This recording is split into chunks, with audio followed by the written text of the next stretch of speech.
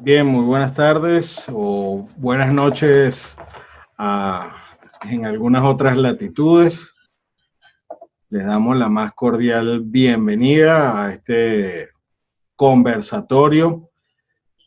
Es un honor ver a tantos amigos conectados, nombres conocidos, peritos, amigos, todos, esta invitación a esta iniciativa que, que va a marcar pues una nueva forma de encontrarnos, de reencontrarnos y de compartir gran cantidad de conocimientos.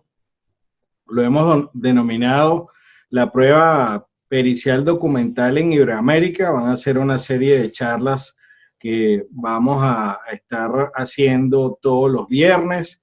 Ya tenemos planificadas varios invitados. La idea de estas charlas es el compartir desde el punto de vista personal, profesional, las diferentes maneras de ejercer nuestra profesión en Iberoamérica.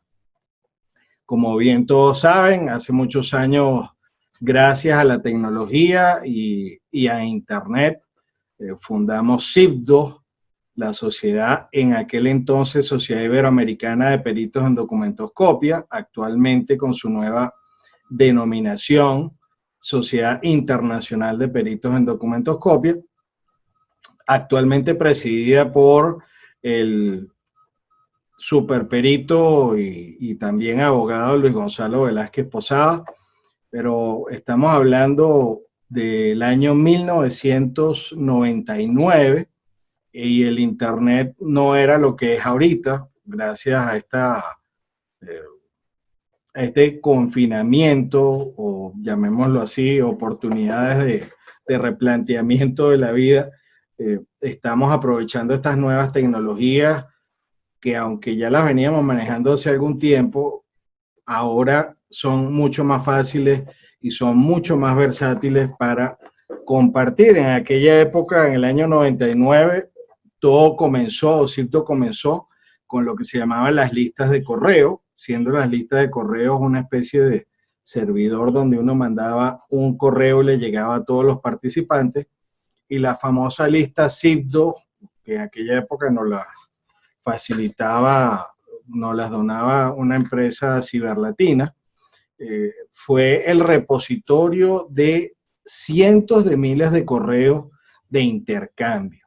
Pero en aquella época teníamos que sentarnos, redactar correos electrónicos, teníamos que dedicar muchísimo tiempo.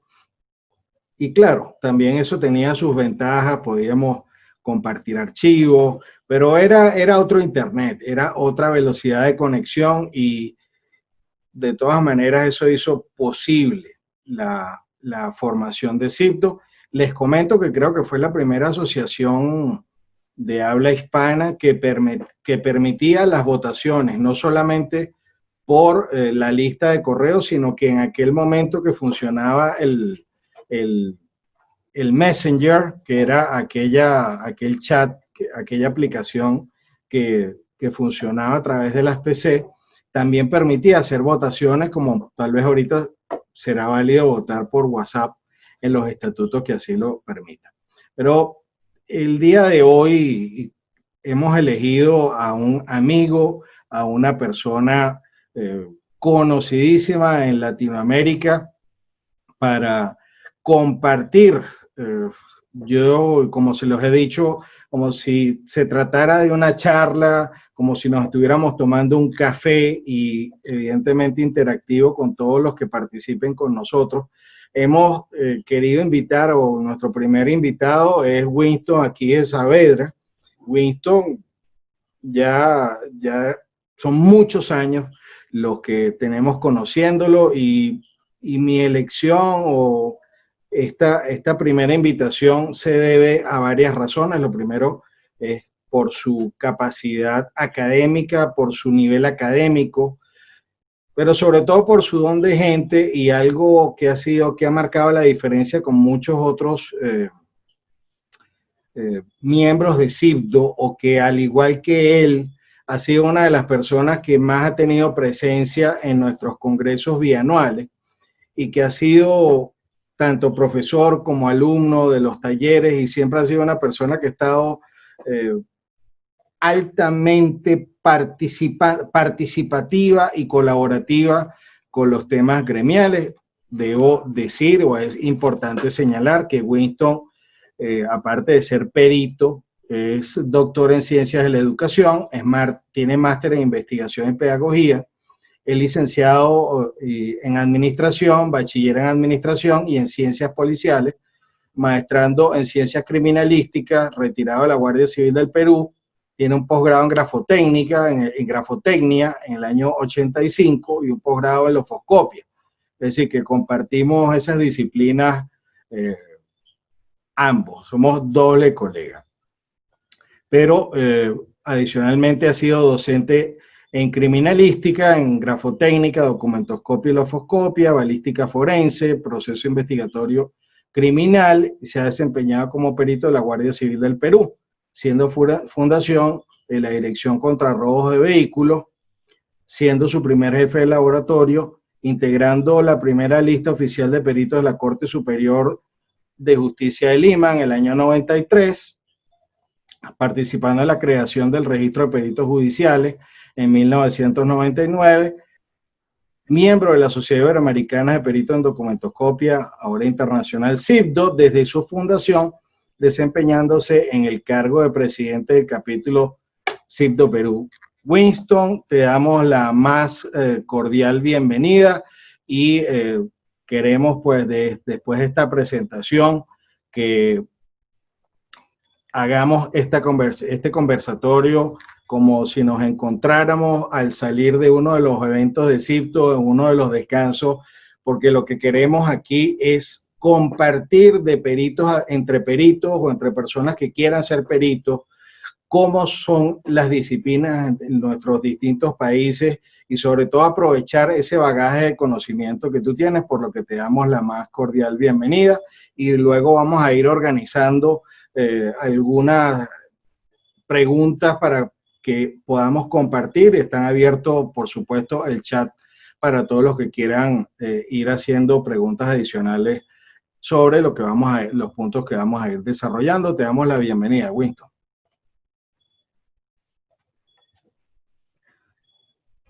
Si nos estás oyendo o no te estamos oyendo, Winston, activa el micrófono. Estas cosas suelen pasar en vivo. Vamos a ver. Todavía parece que no está activado tu micrófono. Hola, hola. Ahora sí te estamos oyendo, Winston. Bienvenido. Listo. ¿Cómo estás, Raymond? Estimados compañeros, colegas, buenas noches. Muy agradecido con la presentación. En algunas oportunidades con Raymond conversábamos que lo más sabroso de los congresos, precisamente donde más aprende uno, era en esas reuniones de café, ¿no? Uno se sentaba a tomar un café, se encontraba con los profesionales y les hacía probablemente las preguntas que no les podía hacer en el mismo congreso, ¿no? Y esa tenía un sabor muy íntimo, ¿no? Nos permitía obtener, o sea, se pagaba el congreso con el café. Sí, mucho recuerdo eso. Desde los inicios, la primera generación de CIBDO, el congreso en Caracas del año 2000, que dicho sea de paso, Raymond, hay que recordar que muchos de ellos ya no están, ¿no? Por decir de Perú, te podría decir que de aquellos visitantes, participantes, don Víctor Ubarnes Villasante ya no nos acompaña. Qué lamentable. Don Julio Quintanilla Loaiza también. No puede ser, don Julio ya no está con nosotros. No, ya igual, para mí fue sorpresa, me enteré mucho tiempo después de su fallecimiento, pero así como lo de Vicente, ¿no? Fue algo, uno no lo podía creer. Bueno, como comentabas en alguna oportunidad, el nene de CIBDO, que nació y se presentó a la sociedad en el año 2000, ¿no? Ya es un hombre maduro, ¿no? Bueno, hombre, mujer, o sea, ya es una persona madura, ¿no? Hemos avanzado y podríamos decir que nos hemos posicionado dentro del esquema internacional. Sus miembros son reconocidos y pertenecer a CIPDO es un orgullo real. Gracias a ti, que tú eres el padre de la criatura. Bueno, y los que históricamente están siguiendo tu herencia como presidente de CIPDO, ¿no?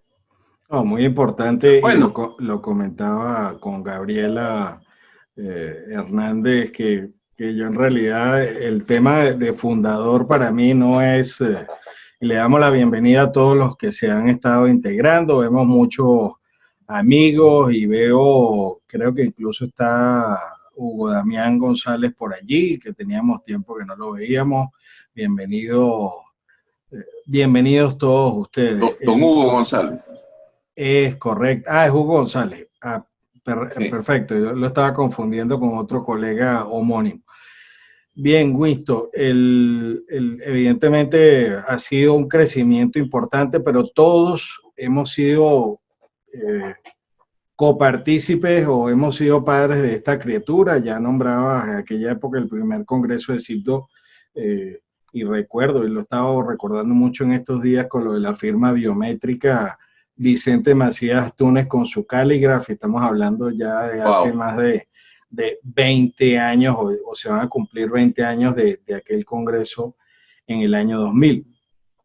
Y es sumamente importante la participación de todos, porque así como sabemos que tenemos tiempo que no sabemos de la denominada madre de CIPDO, que es Magdalena Escurra, que tenemos tiempo que no podemos contactarla, y rogamos por su salud y que porque se encuentre de lo mejor. Pues esto ha sido, CIPDO ha sido un ágora de los que quieren estudiar, de los que quieren relacionarse y de los que quieren hacer una fuerza gremial con una preponderancia ética y sobre todo con compartir los conocimientos científicos que todos sabemos que desde hace muchos años esto es una disciplina que no es una disciplina en muchos países muy común, pero en otras es sumamente conocida, y donde hay muchas carreras y muchas universidades donde se estudia. Pero fíjate, Winston, una de nuestros objetivos es compartir las diferentes formas de ejercer la profesión. Y a mí me gustaría preguntarte el inicio. Ustedes denominan a la disciplina grafotecnia. Nosotros en Venezuela, grafotécnica, pero Perú es uno de los países que tiene el nombre más parecido al nuestro. Y me gustaría que me hablaras un poquito de la fundación de esas primeras. Yo sé que trabajaste en vehículos, pero que nos puedas hablar un poquito de la historia de la disciplina, bien sea a nivel policial o a nivel universitario en Perú. Básicamente en el Perú tuvimos dos líneas criminalísticas principales. En el año 1922 llegó a Perú una misión española que reformó las policías existentes, creó cuerpos de policía, pero trajo la criminalística europea, ¿no? Nos dejó la herencia de la criminalística especializada española, pero también las corrientes europeas de aquella época, ¿no? Entonces, para nosotros la grafotecnia partió con un origen como grafística, ¿no? Por España. Pero recordarás pues que a inicios de siglo manejaban mucho diferentes tipos de metodologías o inclusive nombres, ¿no? Se hablaba de la grafometría, que nunca dio resultados, ¿no? Pasamos un tiempo donde la criminalística estuvo relegada hasta que nuevamente se redescubre, ¿no? Ya se crean gabinetes de criminalística, se crean secciones de criminalística y se empieza a aplicar inicialmente bajo ese linaje español lo que era la grafística.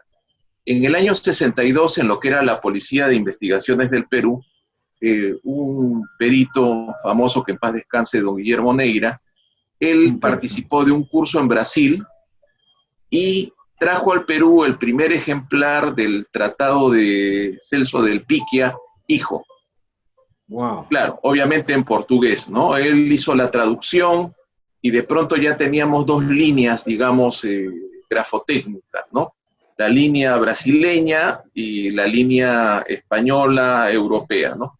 El tema en general es que siempre la policía, un poco que marcó el paso en la especialidad, ¿no?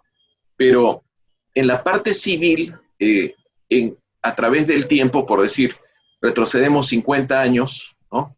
El perito grafotécnico para los procesos civiles era el primo, el cuñado, el hermano, la querida, la conocida, ¿no? O sea, el juez tenía la capacidad de designar a cualquier persona como perito.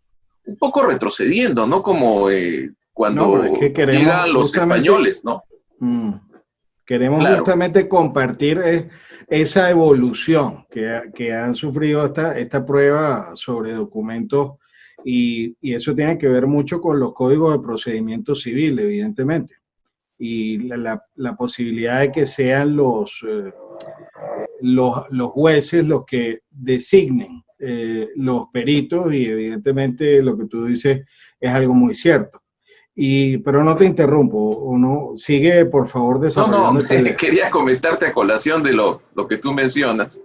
En la parte civil, por lo menos yo lo conocí, teníamos el Código de Procedimientos Civiles, ¿no? Donde el perito era designado, el perito juramentaba y recogía el expediente. Y te llevabas el expediente a tu casa. Completo. Completo. Y el expediente podía dormir en tu casa un par de años. O sea, Increíble. si no iban a tocarte la puerta para ver el tema de los honorarios, el expediente no regresaba. Entonces, una vez que tú elaborabas la pericia, esta pericia se presentaba al juzgado y ahí se acababa la participación del perito, ¿no? Pero luego tenemos que pasamos en el año 93, si no me equivoco, al Código Procesal Civil, ¿no? Que cambió el esquema. Ya teníamos una figura de audiencia de pruebas, ¿no? Donde todos los medios probatorios eran sustentados, ¿no? Entonces, si una de las partes había ofrecido una pericia grafotécnica, el juez nombraba a los peritos, ¿no? Estos juramentaban, pero ya no podían recoger el expediente, tenían que acercarse al juzgado, a una sala de lectura, tomar las fotos. Y bueno, el detalle importante es que acá el perito no terminaba su participación con la presentación de la pericia, sino tenías que sustentarla en una audiencia de pruebas, ¿no? En la audiencia de pruebas podían observar tu pericia, podían haber presentado una pericia de parte, o sea, hablando en la figura de que tú eras el perito oficial, ¿no? Podían haber presentado una pericia de parte y había una suerte de debate pericial, ¿no? O el magistrado, en caso de duda, podía hacer una dirimencia, ¿no? Podría nombrar a un tercer perito. Explícanos ese término que en el Claro, la dirimencia es cuando el magistrado no siente convicción por ninguna de las pericias o de motu propio, ¿no? No siente convicción por la pericia oficial y designa un tercer perito, ¿no? Un perito dirimente, hablamos, ¿no? Entonces el perito dirimente recoge y hace la pericia de nuevo, ¿no? Y luego en una audiencia especial se sustenta. O sea, eso es lo que incorporó el nuevo Código Procesal Civil. Ahora, pero, una pregunta, ¿cuántos peritos eran designados en una primera oportunidad? Mira, normalmente 2, pero el juez podía nombrar un solo perito. O sea, el Código Procesal Civil no no indica una cantidad mínima de peritos. O sea, el juez puede nombrar uno o dos, según lo que le forme convicción. Pero cuando se inició este nuevo Código Procesal Civil, todavía no existía la figura del perito, lo que después se formó el REPEJ, ¿no? El Registro de Peritos Judiciales, donde uno postula para ser admitido y cada 2 años tiene que sustentar y, digamos, revalidar su inscripción. Ahora, siguen siendo en la actualidad, háblanos un poco de cuántos peritos en un caso civil en la actualidad, ¿la designación sigue siendo de esa manera o hay alguna forma nueva con este registro de peritos? Claro, lo que varió es que el registro de peritos judiciales se constituyó en una base de datos de peritos aptos para ser nombrados. Entonces, se supone de que es un sistema aleatorio donde el juez hace un requerimiento en línea de peritos de una determinada especialidad. Él determina la especialidad y la cantidad, puede ser 1 o 2, y el sistema en forma aleatoria escoge un perito. Entonces, ese perito es designado, es nombrado, tiene que aceptar el cargo y a partir de ahí realizar la labor hasta entregar el informe pericial y luego sustentarlo. ¿Y cuáles son, y me parece algo que cabe en este momento, o sea, se parte de una designación que como ya no tienen que ver con las partes, se presume objetiva? Te hago una pregunta que tiene que ver sobre todo en los casos, por lo menos en naturaleza civil, y en el caso de Venezuela es así, el que solicita la prueba pericial es el que cancela los honorarios del perito. ¿Cómo funciona eso en Perú? Ok. Cuando se presenta la demanda civil, ¿no? La parte ofrece sus medios probatorios, ¿no? La parte demandada contesta, ¿no? Y también ofrece sus medios probatorios. Si alguno de esos medios probatorios, o sea, el ofrecimiento de alguno de esos medios probatorios es de una parte u otra, es la que sufraga el íntegro de los honorarios periciales, ¿no? Pero puede ocurrir que el juez de motu propio, de oficio, nombre peritos. En ese caso, las partes están obligadas a compartir esos o partir esos honorarios, ¿no? Ellos lo sufragan 50% cada parte, o dependiendo la cantidad de partes. Es lo que se denomina la pericia solicitada de oficio. Aunque las partes no lo hayan hecho, lo solicita el juez y ahí se comparte. En eso tenemos un poco, y déjame hacer una comparación con el sistema venezolano, ya que nos has adelantado un poquito cómo funciona el sistema en Perú. Te quiero comentar, o les quiero comentar a todos los presentes, que en el caso de Venezuela, en los casos de materia civil, se designan 3 peritos, uno cada parte, y uno lo designa el juez, y todos están a cargo de los honorarios, están a cargo de la parte solicitante. Pero en este caso, el juez designa uno, y ese aquí hemos de reconocer que, como tú estabas hablando hace mucho tiempo del sistema en Perú, aunque aquí existe el registro de perito y de experto, o lo que se denomina la lista del Tribunal Supremo de Justicia, sigue siendo potestad del juez designar a la persona que él crea que puede o tiene la calificación para el cargo. Y eso tiene un gran defecto frente al registro de peritos peruano, porque sobre todo sucede mucho en provincia, no tanto en la capital o en las ciudades más importantes, sino que en ciudades donde no hay tanta disponibilidad de peritos, en Venezuela o en ciudades bastante lejanas, te puedo hablar en el caso hasta del estado Amazonas, pueden haber designaciones de personas que incluso no tengan la cualidad necesaria, sino que son personas allegadas al tribunal y que de una u otra forma han hecho peritaje y que se considera que tienen la experiencia. También quería comentar un poquito contigo, Winston, y coméntanos cómo es el tema de la pericia documental en materia criminal. Háblanos un poco de de la intervención del perito en casos penales, cómo es esa designación, cómo se conforman y tal vez hagamos una comparación luego con el caso de Venezuela. Ok, bueno, mira, al igual como ocurrió con en la parte civil,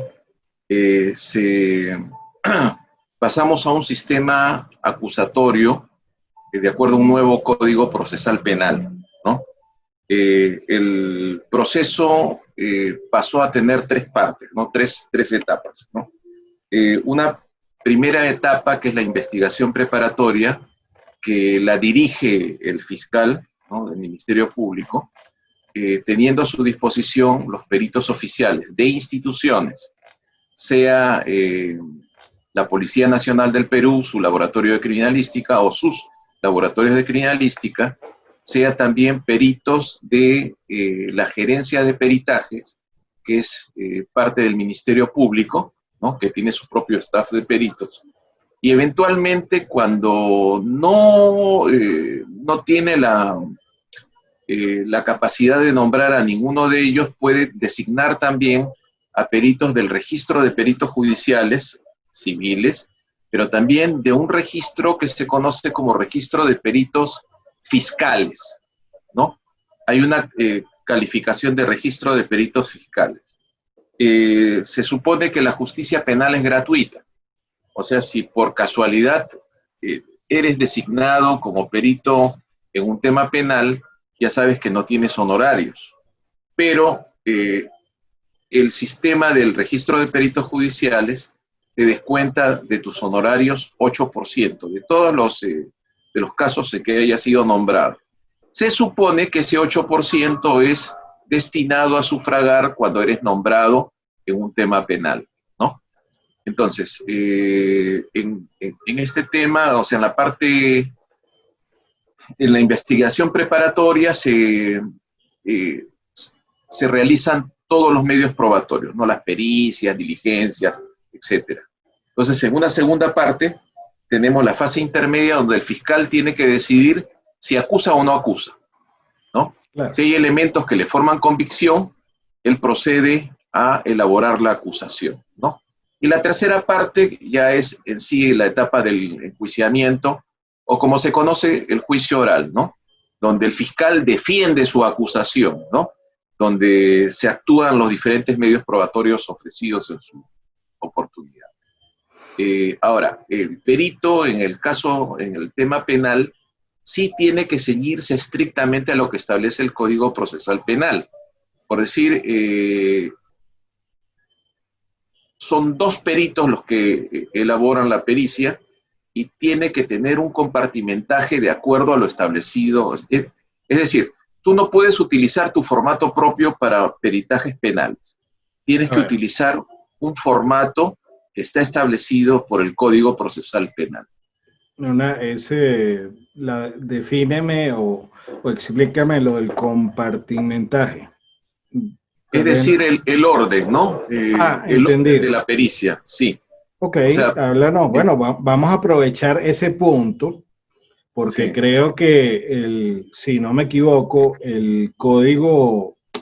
hubo un código que se repartió o que sirvió de base para los sistemas acusatorios en toda Iberoamérica. Era un código modelo iberoamericano y que luego sí, fue adaptado a cada uno de los países, y cosa que descubrí hace poco leyendo un libro del penalista José Luis Tamayo, donde los temas de terminología, no obstante que había un código modelo para Iberoamérica del sistema acusatorio, todos los países utilizamos terminologías distintas, sobre todo en materia probatoria. Pero quiero preguntarte, Winston, para entrar, y como estamos aquí la mayoría somos peritos, aunque hay abogados también, háblanos de el formato o cuáles son los requisitos de la prueba pericial o el dictamen pericial, específicamente en materia penal y con connotación especial, si puedes, pues al tema de la pericia caligráfica, si tiene algún tipo de mención en ese sentido. Ok, bueno, más o menos definir lo que es el sistema acusatorio en el Perú, es como un partido de fútbol, ¿no? Donde hay dos roles principales. El rol del fiscal, que investiga, desarrolla los diferentes medios probatorios, y el abogado defensor, que sustenta, no sé, la inocencia de del acusado, o en todo caso, en función de los medios probatorios, trata de minimizar su condena, ¿no? El juez participa simplemente como un árbitro, ¿no? Hasta que llega la parte de que él tiene que decidir si se condena, no se condena, cómo se condena. Entonces, la importancia de los medios probatorios está también en función del sustento que le da el perito, ¿no? Como te expliqué, existe un formato que el perito tiene que respetar de acuerdo a un orden, ¿no? Me estoy refiriendo a la forma del peritaje, no al fondo, a la forma, ¿no? Cómo empieza la distribución del informe hasta llegar a la parte de las conclusiones. Háblanos un poquito de eso. No tengo a mano el código, si no te lo... Bien, te doy, vamos a hacer algo. Yo voy a comentar un poco sobre el Código Orgánico Procesal Penal venezolano, y tú me vas diciendo si hay similitudes respecto a lo que son los requisitos de los peritajes en materia penal con el caso Perú. Evidentemente no quería entrar en detalles, pero lo que sí podemos recordar en este momento es que el Código Orgánico Procesal Penal venezolano y la mayoría de los códigos iberoamericanos exigen una descripción detallada de lo que es objeto de experticia, su estado, que es algo sumamente importante que tiene que ver con la criminalística. Otro de los temas fundamentales del dictamen pericial es que el perito debe dar los resultados particulares, es decir, uno a uno los hallazgos que tengan que ver con el objeto de su experticia. Si estamos hablando de firmas, estamos hablando de determinar, por ejemplo, en el material o de las muestras indubitadas, lo que son las características individualizantes que se encontraron en todas las muestras de escrituras o firmas, por ejemplo. Y el perito debe decir, bueno, mira, yo tuve tantas firmas, se tomaron muestras de escrituras, se tomaron muestras de firmas y encontré X cantidad de características individualizantes. Y el Código Orgánico Procesal Penal también obliga a establecer una relación entre esos hallazgos detallados de cada pericia. Esto lo estoy hablando que no es para la pericia caligráfica o grafotécnica, sino para todas las pericias. Entonces tiene que haber una relación entre esos hallazgos y las conclusiones a las que el perito ha llegado. Entonces son unos requisitos de los que se denominan requisitos formales. O sea, no es válido que el perito haga una descripción del documento y luego diga, realicé todas las operaciones técnicas comparativas y llegué a la conclusión de que las firmas fueron realizadas por una misma persona o uniprocedencia, como se dice en algunos sitios. Entonces te pregunto, en ese sentido, ¿cuáles son los requisitos en materia penal allá, o qué recuerdas o qué nos puede decir en ese sentido? Ok, ya encontré el articulado. Mira, el informe pericial, de acuerdo al artículo 178 de la Ley Procesal Penal, indica que la pericia penal debe contener el nombre, apellido, domicilio y documento nacional de identidad del perito, así como el número de su registro profesional en caso de colegiación obligatoria. Sí. En la nacionalidad del perito, porque en el caso de México, si tú no eres mexicano, no puedes ser perito. Te pregunto, un perito argentino, uruguayo, colombiano, venezolano, pudiera, claro, tienes el problema o tienes la situación de que tienes que estar en el registro, el REPEC, pero incidentalmente pudiera participar. ¿Existe alguna prohibición de ejercicio por nacionalidad? No, ninguna. Ya hubo un caso bien sonado de un desaparecido en el Colca, en el Valle del Colca, que lo encontraron muerto después de mucho tiempo, y se le acusaba a su enamorada de haberlo empujado, etcétera, ¿no? Entonces se presentaron una serie de pericias, tanto oficiales, y se trajeron profesionales de diferentes partes del mundo. Participaron peritos argentinos, chilenos, norteamericanos, ¿no? Sin ninguna restricción. Por eso te explicaba, ¿no? Al no mencionar peruano de nacimiento o por naturalización, lo que indica como requisito para la pericia es nombre, apellido, domicilio y documento nacional de identidad del perito, así como el número de su registro profesional en caso de colegiación obligatoria. La descripción de la situación o estado de hecho, sea persona o cosa, sobre los que se hizo el peritaje. La exposición detallada de lo que se ha comprobado en relación al encargo. La motivación o fundamentación del examen técnico, que acá es donde falla la mayoría, bueno, muchos peritos, no digo la mayoría, pero muchos no motivan o fundamentan adecuadamente el examen técnico, y luego la indicación de los criterios científicos o técnicos, médicos y reglas de los que se sirvieron para hacer el examen. Las conclusiones, la fecha, sello y firma, ¿no? Todavía no estamos en el nivel como para hablar de los filtros Dover, ¿no? Pero en el tiempo cada vez hay más exigencia con los peritos en cuanto a capacitación, experticia, inclusive el uso de bibliografía, entre otras cosas, ¿no? Explícanos ese concepto del filtro Dover. Ok. Bueno, es una terminología muy norteamericana. Se empleó dentro de diferentes procesos en donde se requería de un resultado muy técnico, muy científico. Entonces el perito es interrogado sobre su capacitación, sobre la metodología, si esta metodología es aceptada, si existen artículos publicados, artículos científicos publicados, y en general van cumpliendo diferentes pasos para poder certificar que realmente es el experto que dice y poder tomar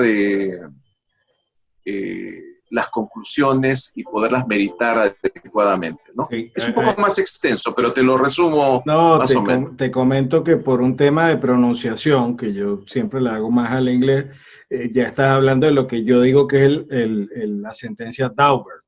Que yo ya, Okay, enseguida eso. entendí que estábamos hablando de lo mismo. Mira, Winston, voy a hacer algo mientras, como acabamos de hablar y quiero que participemos todos los presentes, voy a, como tocamos el tema de la pericia del experto extranjero, voy a lanzar una pregunta para que los participantes contesten.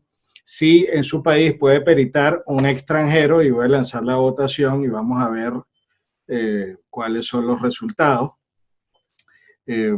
Y Winston, en la práctica, coméntame cómo, qué sucede si en materia criminal o en materia penal existe una impugnación, como lo decía Enrico Vescovi en su libro Teoría de la impugnación o de los recursos, de cualquier acto judicial es impugnable. ¿Qué sucede en la práctica cuando existe una disconformidad con los resultados en materia penal con un peritaje? Antes de que me contestes, voy a dar los resultados. Por ahora han participado 13 todavía, vamos a esperar un poco más. Las encuestas son anónimas, no tienen ninguna preocupación, pero hasta ahora la encuesta da que el 50% de los países puede peritar, de los presentes, puede peritar un extranjero y 50% no puede peritar. Entonces, Winston, lo que te decía, háblanos un poquito de cuando se pone en la situación complicada, cuando hay una disconformidad. Ojo, la disconformidad pericial puede venir de dos razones.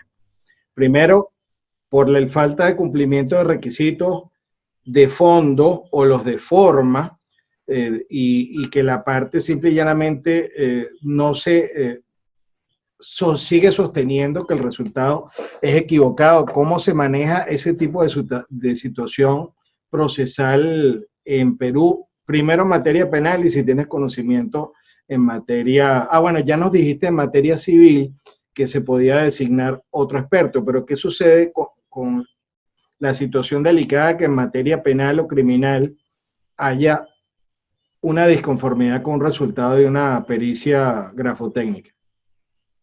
Ok.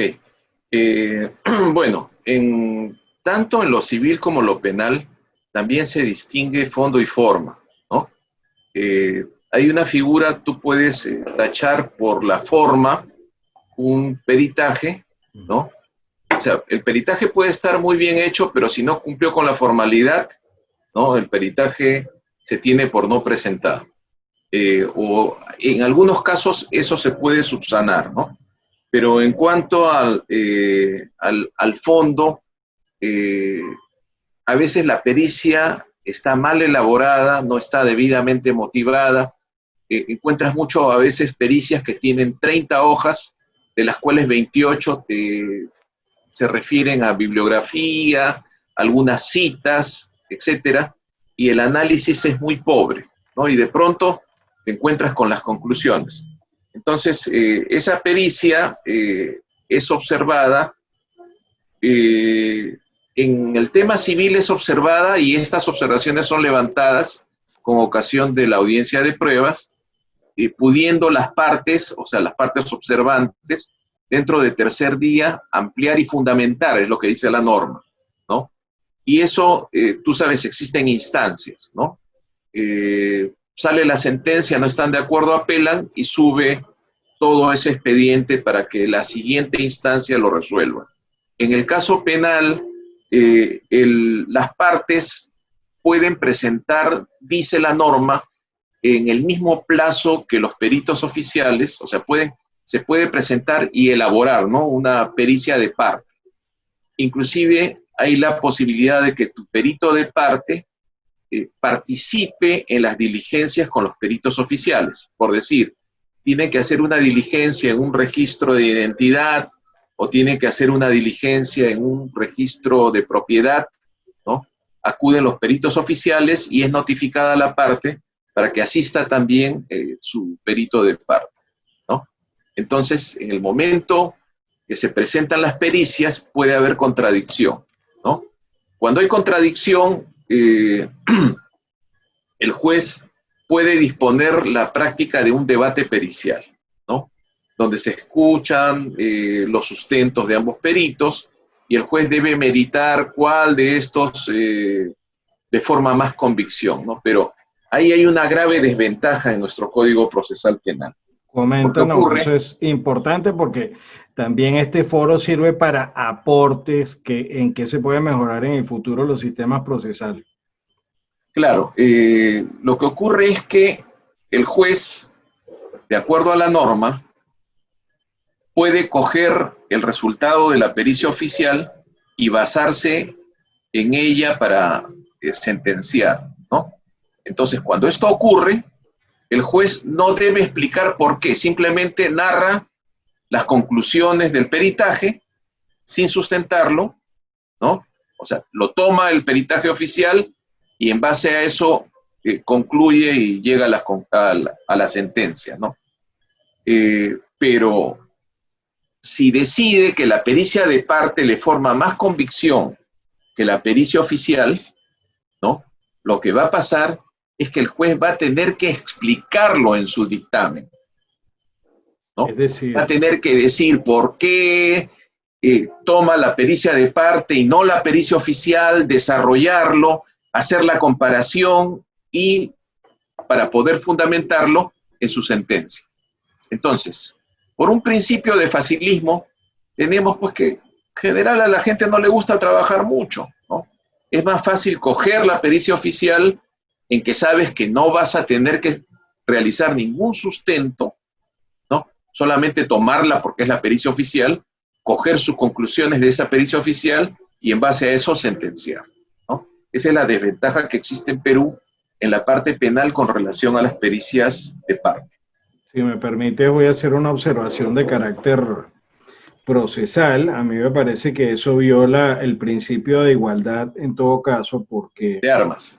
es decir, si todas las partes tienen los mismos derechos en un proceso y una es adversa o sale adverso un peritaje, ojo, es bastante atípico que se exija lo que se llama el motivar, el por qué una persona o un juez se acoge a uno, o sea, debería ser lo mismo, si se va a acoger a la pericia oficial, motivar el por qué. Aquí en Venezuela pasa algo curioso en materia civil, que es que el artículo relativo a la valoración de la prueba que está en el Código Civil dice que el juez se podrá apartar del dictamen pericial si su convicción se opone a ello.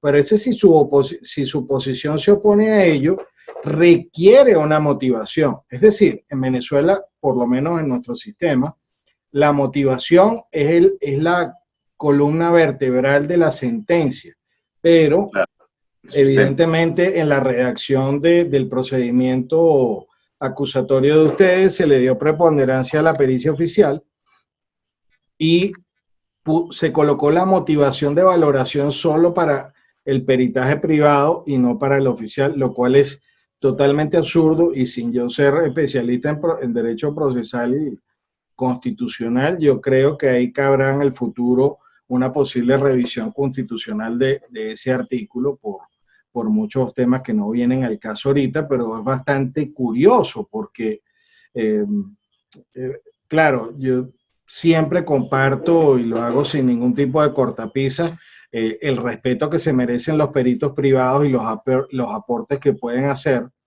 en cualquier proceso, así sea de naturaleza criminal. Y a veces las limitaciones que tienen los peritos oficiales, y ahí paso a otro tema que me parece sumamente interesante y para compartir con todos los colegas, es qué tipo de documentos se puede utilizar en materia criminal y en materia civil como documentos indubitados o como estándar o patrones de comparación. Es una pregunta que es para este público pequeño que tenemos nosotros, pero que son de puros colegas, porque yo me he encontrado cosas en el derecho colombiano súper interesantes que no se aplicarían aquí en Venezuela. Entonces, háblanos un poquito de eso, porque hablando de esa diferencia que puede haber, yo he trabajado como perito de parte en juicios criminales donde he aportado un material que era esencial para la resolución del caso y con el cual nos contaban los peritos oficiales. Entonces, háblanos un poquito de eso. Ok, bueno, con relación a los documentos que tú puedes utilizar como indubitados, ¿no? O auténticos de comparación, como nosotros lo denominamos, en la parte civil existe también una prelación, ¿no? El código establece que se tendrá en cuenta primero los documentos de identidad, documentos públicos, luego documentos privados legalizados, y hay, como te digo, un orden, ¿no? Una prelación de documentos que tú puedes utilizar. Mucho se emplea en instituciones, en pericias oficiales, el hecho de tomar cuerpos de escritura, tomar firmas, pero como un comentario personal, ¿no? Yo no le encuentro mucho sentido a la utilización de esas tomas de cuerpo de escrituras, salvo la justificación podría ser cuando tú sospechas de un disfrazamiento gráfico, porque, bueno, hay una lucha entre lo consciente y lo inconsciente, y eso se puede verificar cuando tú haces la toma del cuerpo de escritura. Lo que sí yo hago es, trato de reproducir el formato, el campo gráfico de los documentos, documento o documentos cuestionados, ¿no? Y en base a esa reproducción hago que la persona realice sus firmas, ¿no? En el caso específico de firmas, porque lo que yo busco es establecer el automatismo que produce los estímulos gráficos, ¿no? Los reflejos gráficos condicionados, ¿no? Que eso sí lo voy a hacer notar dentro de ese procedimiento, ¿no? De igual manera... Te tengo que atajar ahí, o tengo que hacer para hacerte una pregunta que tiene que ver Sí, con la toma de muestras de escritura. En dime. Perú, porque en Venezuela la toma de muestras de escritura en materia civil tiene unos requisitos muy específicos. ¿Puede el perito en un juicio civil solicitarle a, digamos, o puede hacer una solicitud para la toma de muestras de escritura o eso se da en casos particulares o específicos conforme al ordenamiento jurídico de ustedes? Ok, como te explicaba, los peritos oficiales normalmente citan a la persona que se va a evaluar su firma o escritura, ¿no? Y le hacen una serie de muestras de escritura, de firma, ¿no? Eso en Cuerpos de materia escritura. criminal, siempre lo hacen. Claro, en lo civil no realmente, porque como te digo, o sea, en lo civil ese es el perito del registro de peritos judiciales, salvo que tú expresamente solicites al juez la práctica de una diligencia de toma de cuerpos de escritura o toma de muestras gráficas, ¿no? En general lo utilizan aduciendo de que hay pocas muestras o que no forman convicción, pero como te digo, para mí no, o sea, no todos los informes se deben orientar igual, ¿no? Yo lo utilizo cuando sospecho de disfrazamiento gráfico o abuso de firma en blanco, porque si una persona niega haber firmado el documento, o sea, lo ha firmado en blanco y lo llenaron posteriormente, el estímulo gráfico viene a ser la hoja en blanco, ¿no? Entonces, como el inconsciente es el que se encarga de generar la irradiación, el tamaño de la firma, la posición, etcétera, ¿no? No es igual una firma ejecutada en blanco que una firma ejecutada en un texto preconstituido, ¿no? Entonces lo que hago es, pido una diligencia y llevo documentos en blanco, hojas en blanco, y llevo formatos preconstituidos para que la persona lo firme, ¿no? De tal manera de que al momento de hacer la comparación, tú puedes verificar las características si coinciden por el lado de la firma en blanco o por el lado del texto constituido por los estímulos gráficos. Está bien. Mira, Winston, estamos ahorita llegando cerca de una hora de conexión y hemos desarrollado muchos temas. Y en principio, pues este tipo de reuniones son bastante, ya hay estudios científicos de que pasado cierto tiempo se va perdiendo la atención. Vamos a relajarnos un poco del tema procesal y científico y vamos a hablar un poquito de la parte histórica o de comentarios de casos importantes o donde la pericia grafotécnica en Perú haya marcado la diferencia o casos famosos. Yo por lo menos, a mí se me ocurre en estos días frente al fallecimiento de Alan García y el suicidio, se habló de una carta. Háblanos un poco de esa preponderancia o esa importancia histórica en los casos de la pericia grafotécnica en Perú. Ok, bueno, comentarte de que la carta o la supuesta carta suicida de Alan García, que fue leída cuando lo enterraron, ¿no? Es una carta impresa que uno la puede encontrar inclusive en internet. Yo lo que veo, o sea, hice una apreciación porque no han solicitado en ninguna instancia que se reconozca si es auténtica o no, ¿no? Pero de la información que yo vi contrastada con otra información que yo tenía, te diría de que más se puede opinar orientado al lado grafológico. En cuanto al texto impreso, se ve que es un texto apurado, porque este expresidente era muy cuidadoso con sus textos, ¿no? Es un texto sin justificación, parece que se hizo, como te digo, muy rápido, ¿no? La construcción inclusive tiene algunos defectos, pero cuando vamos ya a la firma en sí, la firma es como un esquema. Imagínate el niño cuando tiene miedo, ¿qué es lo que hace? Se acurruca, ¿no? O se tapa con su frazada, o sea, se envuelve, ¿no? Tú lo que puedes ver en la firma que suscribe esa carta suicida, que los palotes que marcan los extremos de la parte inicial y la parte final de la firma confluyen en el centro. Es decir, el presente futuro se asocia con el pasado y en el margen de lo material, ¿no? En la parte elevada, la parte superior, que hacía como una especie de travesaño muy definido, esto está segmentado y anguloso, ¿no? O sea, lo que yo te puedo decir es que existe ahí un conflicto. Yo he verificado, a mí me parece de que cuando suscribió la carta estaba asustado. Estaba asustado, pero a la vez la firma presenta características ascendentes, ¿no? Y eso define un poco también la bipolaridad de la cual se habla de este expresidente, ¿no?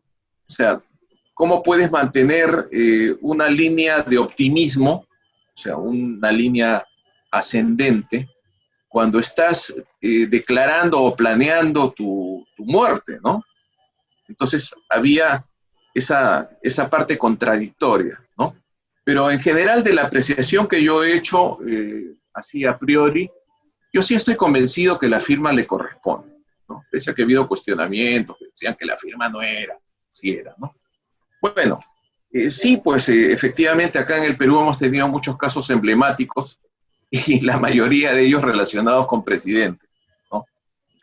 Cuéntanos, queremos que comparta con nosotros, porque a los peritos calígrafos, los grafotécnicos, nos gusta que nuestra profesión tenga relevancia y nos gusta hablar de casos importantes. Cuando uno habla del caso del secuestrador del hijo de Lindbergh, el caso máximo favor, con Oswald, claro. Pero entonces cuéntanos de otros casos en Perú. Y eso que yo tengo mi teoría, Bruno Kaufman. Bueno, en el caso de Perú, tuvimos al presidente Alberto Fujimori, el ingeniero Fujimori, que dentro de, o sea, en su mandato tuvo problemas con su esposa y bueno, y terminaron separándose, ¿no?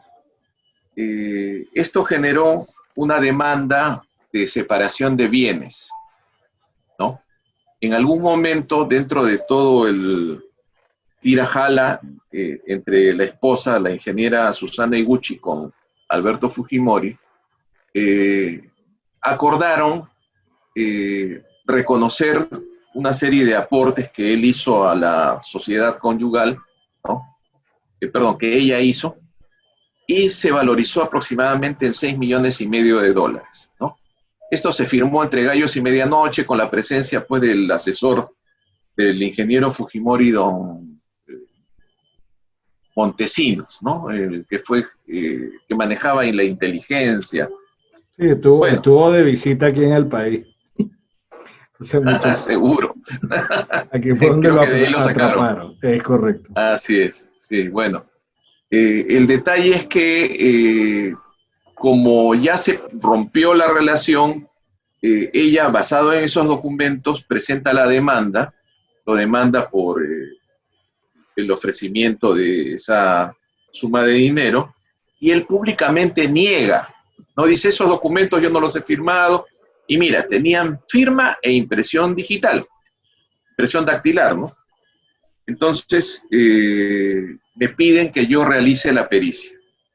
Era en ese momento hacer una pericia grafotécnica y dactiloscópica contra el presidente vigente de tu país, que ya se sabía que tenía muchas acusaciones por desapariciones forzadas, ¿no? Era lo que más miedo daba. Pero ocurre que, la verdad, yo no tenía interés en participar porque era un tema de miedo, ¿no? Pero tuve una reunión con la ingeniera Susana Higuchi y la señora Susana me dijo: oiga, ¿usted puede hacer la pericia o no la puede hacer? ¿O se muere de miedo? No, señora, yo voy a hacer la pericia. Si lo que usted dice es correcto, yo hago la pericia. Menudo problema. Efectivamente, hice la pericia sobre documentos originales que los tenían guardados en cajas fuertes, en diferentes lugares, porque ya habían amenazas de querer robar estos documentos. Presentamos la pericia, a los 2 días me entrevistan en un canal de televisión, un periodista muy inquisitivo, y al día siguiente me llaman de Palacio para preguntarme si había hecho yo la pericia sobre documentos originales, porque ellos tenían conocimiento que eran copias. Dije que no, que la pericia estaba debidamente realizada y que no había problemas, que esperaran mi sustentación de la pericia, ¿no? Eso fue un jueves. Día sábado llego a mi oficina como a las 11 de la mañana y la oficina la habían volteado. Habían roto la puerta, se habían llevado computadoras, disquetes, no habían dejado prácticamente papeles, solo respetaron el papel del baño, ¿no? Pero el resto se lo llevaron todo, ¿no? Después me enteré de que hubo una orden para que me secuestren, precisamente para que no sustente la pericia, ¿no? Pero como por ahí siempre hay angelitos, ¿no? Tuve la suerte de que el abogado de este expresidente, el ingeniero Fujimori, era amigo mío. Él me salvó. Qué Bueno, interesante. No, bueno, sí. mira, qué anécdota, qué bueno que no me la habías contado en ninguno de los cafés de los congresos del CIPDO, porque ahora esto lo vamos a compartir con todos los presentes y posteriormente pues lo vamos a subir al canal de YouTube. Y, Sí. y eso abre digamos, los recuerdos de que todos y cada uno de nosotros en algún momento, si no nos ha tocado, nos va a tocar estar en casos emblemáticos y es bastante difícil el estar en el ojo público. Sí. Cuando nos acercamos a lo que son los poderes o lo que son la gente de poder, cuántas cosas no pueden suceder o cuántas maneras no hay de tratar de cambiar nuestra opinión o simple y llanamente de que no ratifiquemos como te pasó a ti o que cambiemos nuestra opinión.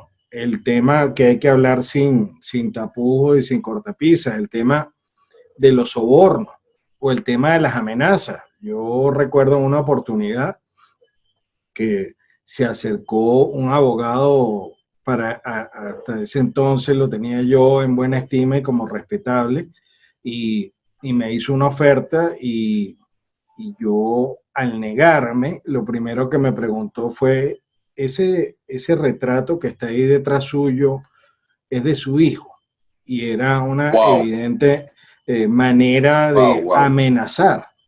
No, es una Y amenaza directa.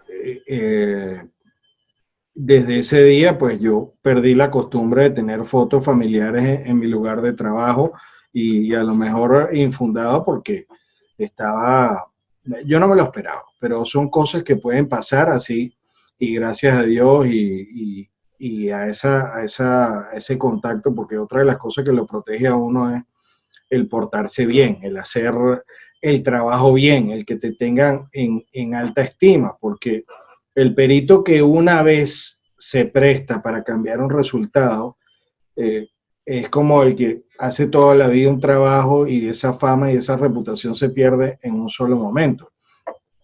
Pero eh, me llama la atención, tú tuviste tu momento difícil donde te preguntaron, ¿y usted se va a atrever a hacer esto? O sea, ¿cuántas veces no nos va a tocar a alguno de los presentes hacer algo que tenga que ver con una personalidad? En el caso de nosotros hemos participado en pericias sumamente públicas y sumamente Difícil. criticadas. Solamente el tomar el trabajo ya es un reto, es una, digamos, es una presión. Recientemente, fíjense algo que acaba de pasar ahorita aquí en Venezuela. Con toda la situación política que hay, sale un documento presuntamente firmado por un diputado presidente interino que está designado así por la Asamblea Nacional y hubo una publicación de firmas de ese documento. Y solamente con el hecho de que eso apareciera, empezamos nosotros a recibir solicitudes. ¿Usted qué opina? ¿Usted qué opina? Evidentemente, sin tener el material original, es sumamente complicado pronunciarse. Y ahora tomo ese punto específico que te pasó a ti y que últimamente está pasando aquí porque nadie tiene ese famoso documento aquí en el caso de Venezuela original. Y con eso hago una pregunta como para cerrar este compartir hoy contigo, Winston. El tema de las pericias sobre reproducciones o sobre fotocopias, ¿qué fue lo que pasó en ese caso o cómo se está manejando eso en la actualidad en el Perú? Porque va a ser objeto de muchas discusiones en el futuro y sobre todo ahora que a la fuerza vamos a llegar a la peritación de temas digitales o de reproducciones digitales y en ese sentido te doy la palabra para que vayamos cerrando. Bueno, el tema de pericias sobre reproducciones electrostáticas es un tema complejo realmente. Acá en el Perú, voy a darte algunos ejemplos.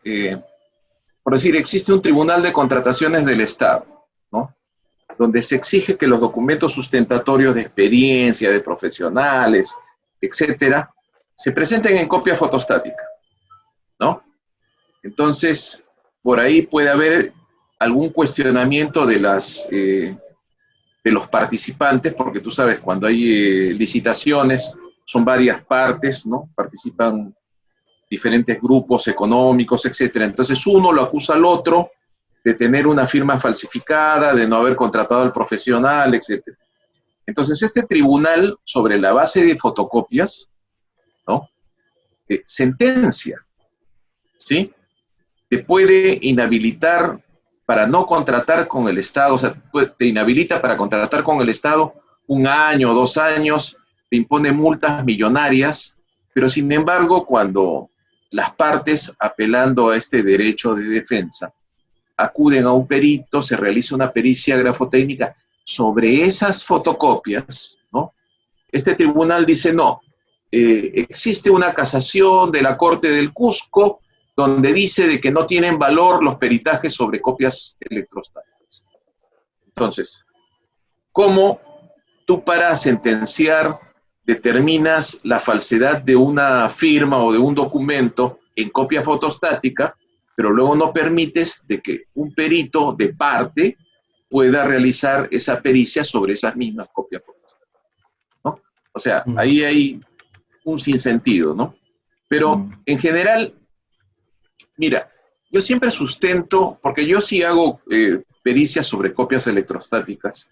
La verdad que en el tiempo he estudiado mucho eso, he hecho mucho seguimiento, pero cuando me toca sustentar yo explico, miren señores, desde el año 1938 el estudiante de Derecho Chester Carlton desarrolló la primera copia electrostática, ¿no? ¿Son cuánto? Son 80 años que existen las copias electrostáticas. ¿Y usted cree que los profesionales expertos en documentos no hayan podido capacitarse en 80 años y puedan evaluar y opinar técnicamente sobre copias electrostáticas? Ok. Yo parto siempre por el tema de los anacronismos, ¿no? ¿Cuándo llega la primera fotocopiadora al Perú? Y eso lo pueden ver también ustedes en diferentes países, ¿no?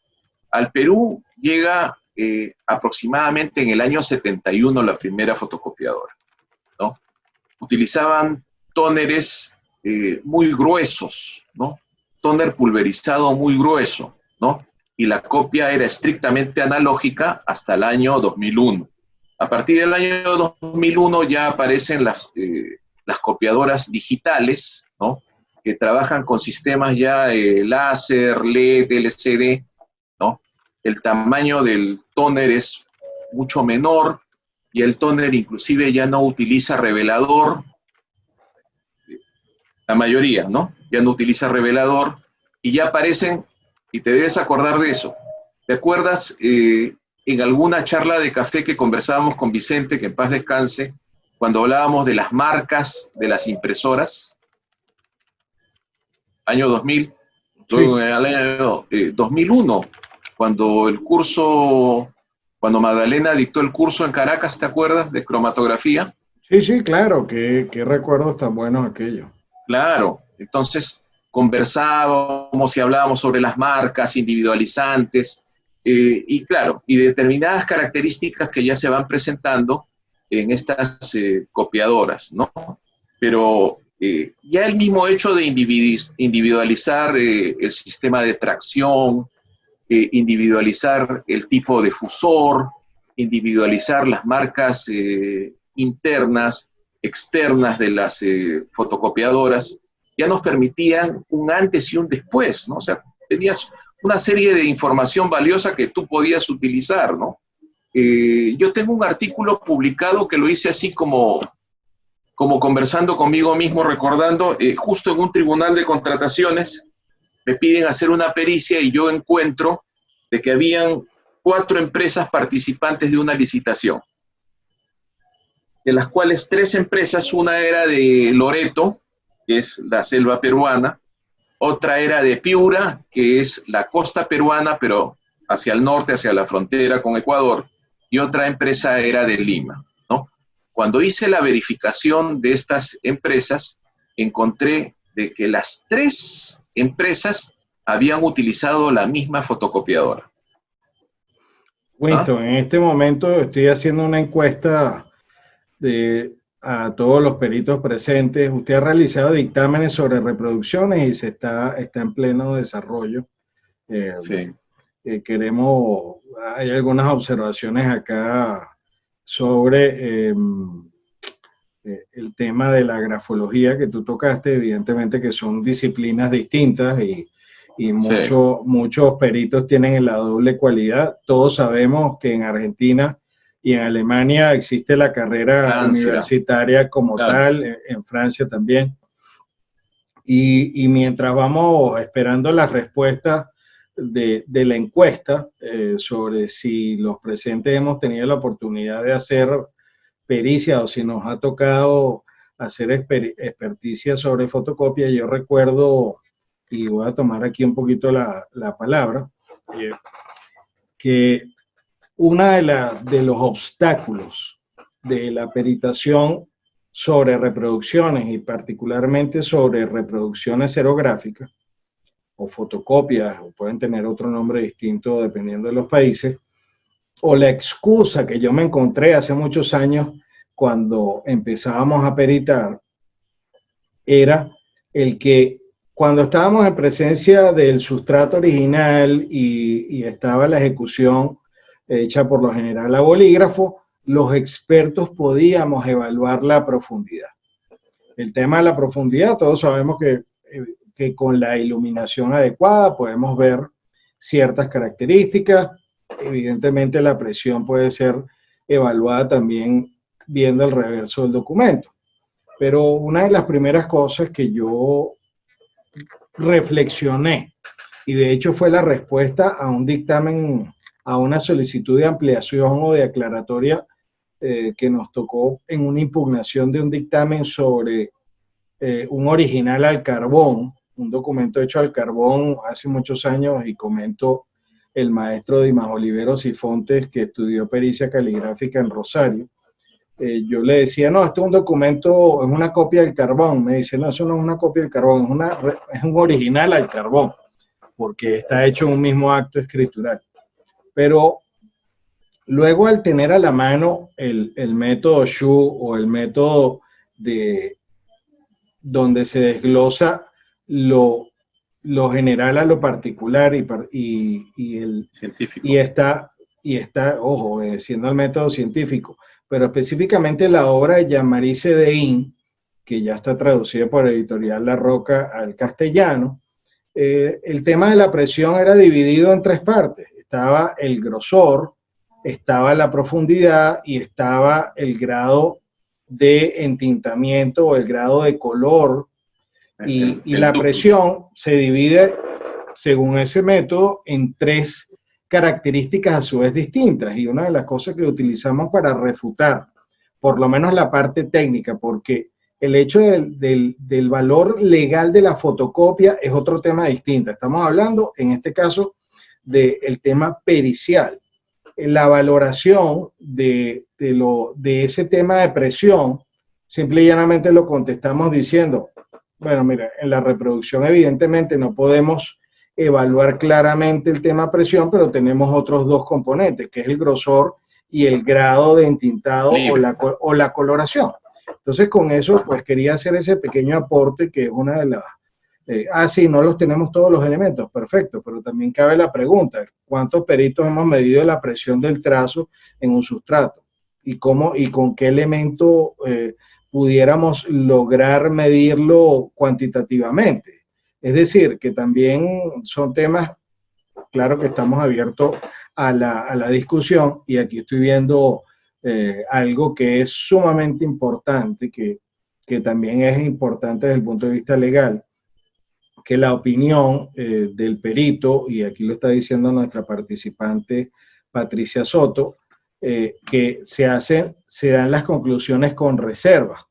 Ahora el tema es qué tipo de reservas. Nosotros tenemos la costumbre de hacerlo, esta es nuestra opinión, pero la ratificamos una vez que nos sea exhibido el original.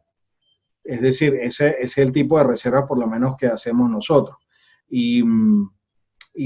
Pero quería hacer esta pequeña intervención o este pequeño aporte, Winston, a tu tema, porque nosotros, de hecho, la tesis de especialista en ciencias policiales, nuestro trabajo fue específicamente la peritación sobre reproducciones y fotocopias. El tema, desde el punto de vista legal, el tratamiento de las fotocopias, no sé si nos puedes aportar algo en ese sentido para concluir, porque ya estamos en la hora 18 que iniciamos y pienso que debemos ir cerrando, Winston. Ok, quiero terminar eso que te estaba comentando porque en ese caso de las 3 empresas que utilizaban la misma fotocopiadora y la cuarta empresa, una de las 3 empresas ganó la licitación, ¿no? Entonces, la que no ganó los denunció por colusión, ¿no?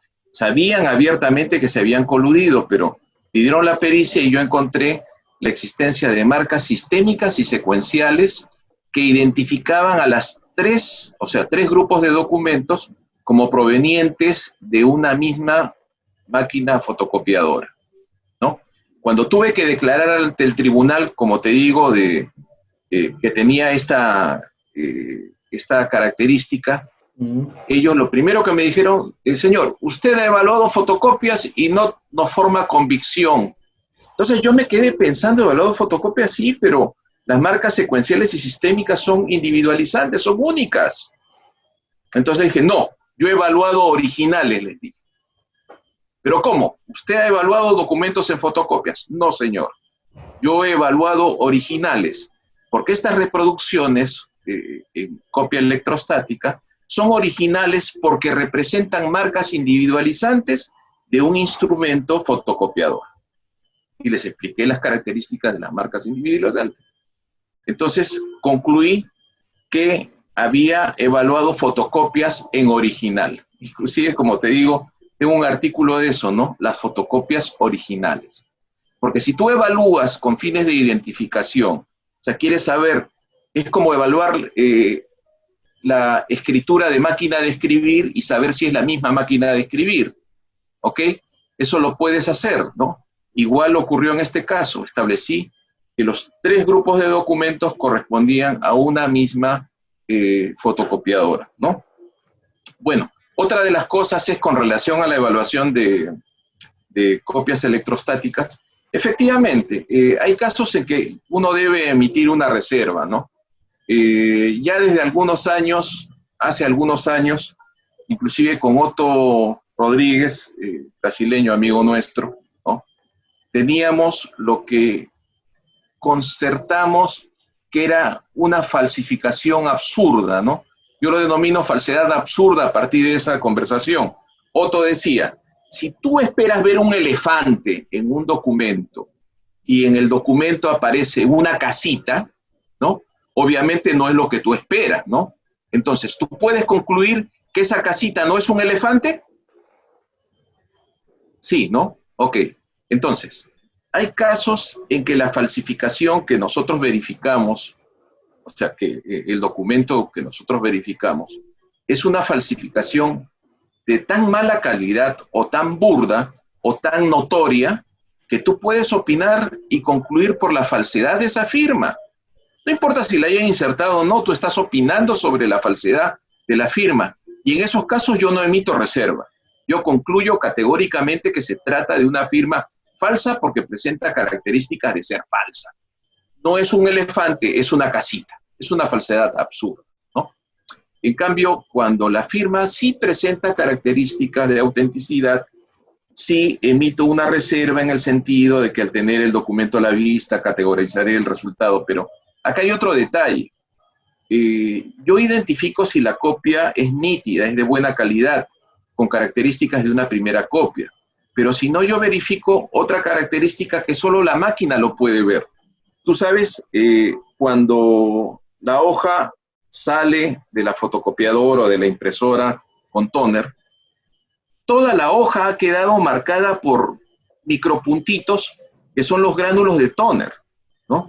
Que han quedado en forma aleatoria en toda la hoja, que no se ve, es diferente a que no estén, ¿no? Entonces, cuando hay reproducciones sucesivas, o hay temas de escaneado, lo que la visión humana no lo ve la máquina. Entonces, tú puedes distinguir concentraciones o ametrallamientos de tóner, ¿no? El gránulo de tóner es tan pequeño que si en la siguiente fotocopiada o escaneada ya no es un gránulo, ya son 5, y en la siguiente ya son 20. Entonces, los puntos se van haciendo más notorios.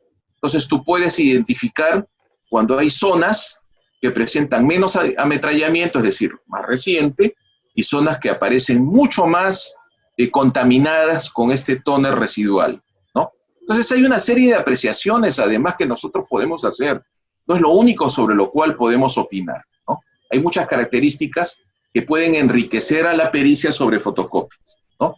Y bueno, finalmente el hecho de la identificación por las marcas que producen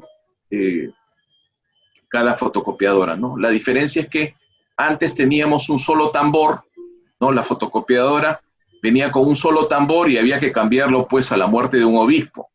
Ahora, cada cartucho trae su propio tambor. Entonces te sacan el cartucho y se acabó tus marcas sistémicas, por decirlo, ¿no? Mira, te comparto contigo, por si no lo está, por si acaso no lo puedes ver, de los participantes, el 56% ha dictaminado sobre reproducciones. Este es un tema súper, es bien importante y estas estadísticas las vamos a utilizar en los próximos congresos porque este tema lo pienso seguir desarrollando porque tenemos que, si bien tenemos que tener mucho cuidado, la mayoría de los participantes hablan de que tienen que hacerse reservas y evidentemente cada caso es sui generis y cada caso es distinto al otro.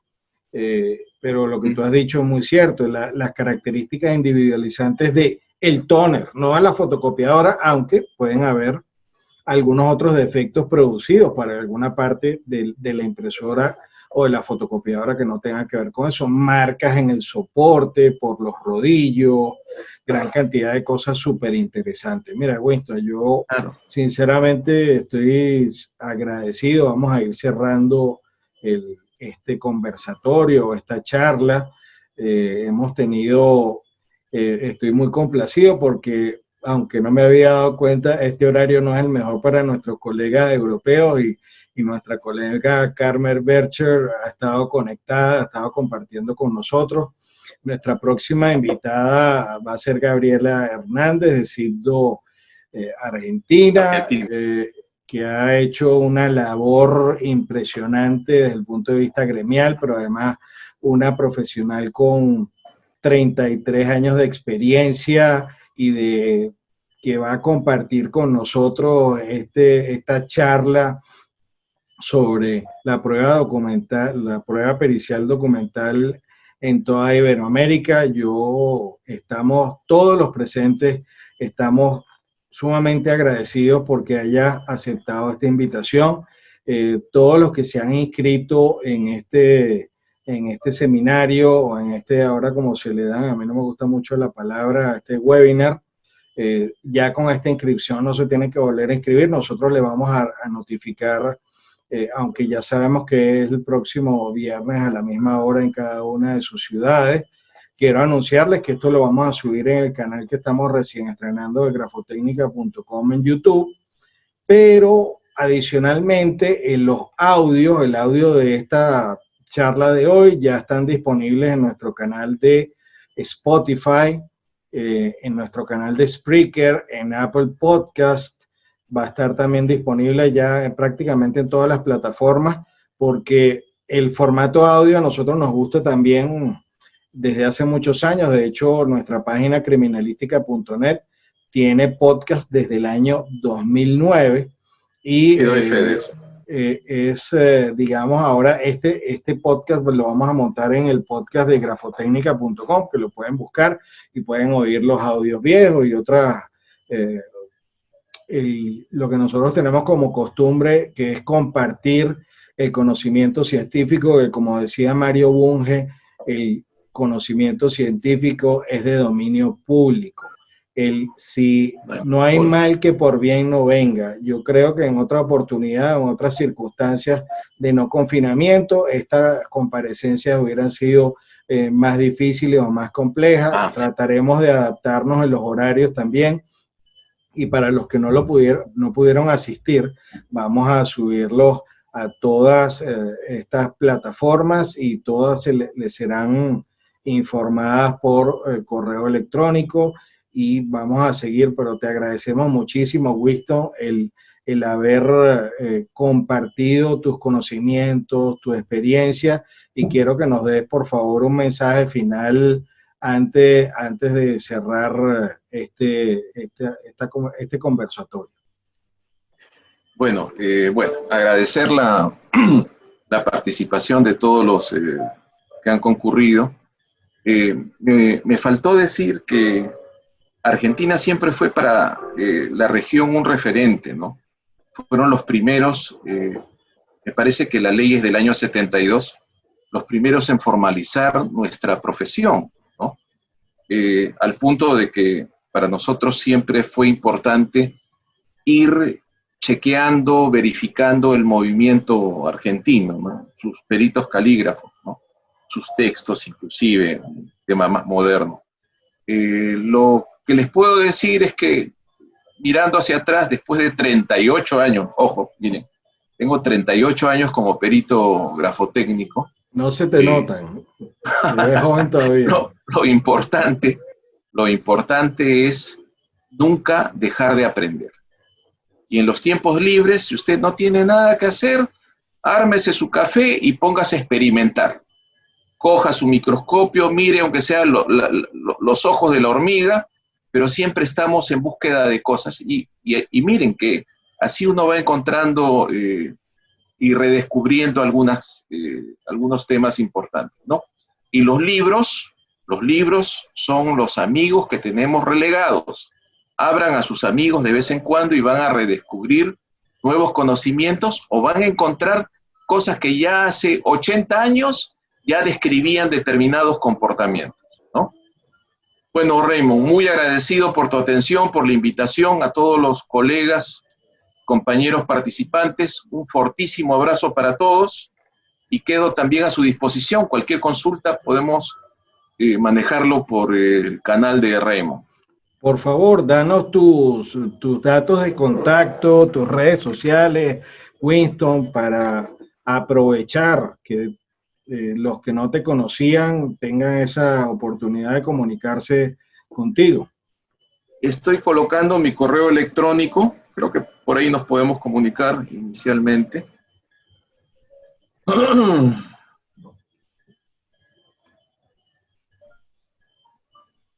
Estás compartiéndolo en el chat. Sí, sí. Está bien. Perfecto. No encuentro bueno, yo, mientras tú lo vas colocando allí, yo voy cerrando. Queremos dar el agradecimiento a todos los que se han conectado. Vemos por acá a Víctor Sauce, a nuestro amigo Claudio, tenemos a Abimelec Tobilla, Hugo González, Natalia Ritondales, Silvana Lotufo, Patricia Soto, Almacielo Sterling de Colombia, Luis Tito Loyola, Andrés Cristo, Carmen Bercher, Byron Ilema, Erika Picoetía, Elsa Eliana, no puedo ver el nombre acá completo, Marisa Tizay, Diana Cohen, Alirio Vanega, María Valeria, Alberto Baduino, Mirta Sosa, Celeste Lerino, Oscar Pérez y Virginia. Bueno, hay otros usuarios aquí conectados sin nombre, pero a todos les queremos agradecer su presencia, su participación en las encuestas. Ha sido un honor y espero que sean ustedes un canal de redistribución de estas charlas que estamos haciendo. Compartan los enlaces por los cuales ustedes se pudieron inscribir, compártanlo con colegas. Nosotros lo que hemos hecho todos estos años es simple y llanamente elevar y destacar lo que es la profesión del análisis científico de documentos. Desde esta tribuna o desde este nuevo espacio, queremos seguir compartiendo con ustedes y queremos seguir repotenciándonos todos y aprovechar esta oportunidad que nos dan estos confinamientos para levantar el ánimo gremial y saber que nosotros somos una fuerza y que representamos una de las maneras de que se obtenga la justicia a través de la prueba documental. Con esto me despido, saludos a todos y nos vemos el próximo viernes a la misma hora. Hasta luego. Ahí estaremos. Felicidades.